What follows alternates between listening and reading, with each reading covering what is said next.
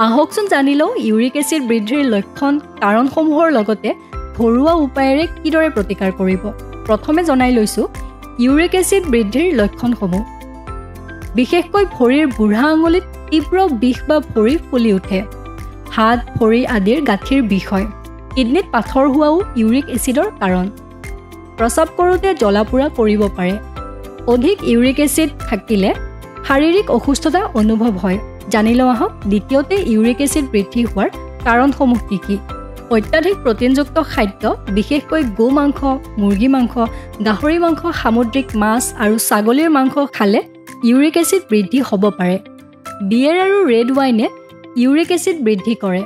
কিছুমান শাক-পাচলি যেনে পালেং শাক, মাটি দাইল, কাঠফুলা আদিয়ে ইউৰিক এচিড বৃদ্ধিত অৰিহণা যোগায়। পানী কমকৈ খালে বৃক্কই পৰ্যাপ্ত ইউৰিক এচিড নিষ্কাশন কৰিব নোৱাৰে। পৰিয়ালত কাৰোবাৰ যদি এই সমস্যা থাকে তেন্তে আপোনাৰো হোৱাৰ সম্ভাৱনা থাকে। ঘৰুৱা প্ৰতিকাৰৰে ইউৰিক এচিডৰ সমস্যা নোহোৱা কৰিব পাৰি। দৈনিক ৩-৪ লিটাৰ পানী খাওক যাতে কিডনিয়ে ইউৰিক এচিড উলিয়াই দিব পাৰে। কম পিউৰিনযুক্ত খাদ্য গ্ৰহণ কৰক। সামুদ্ৰিক মাছ, মাংস পৰাপক্ষত এৰাই চলক।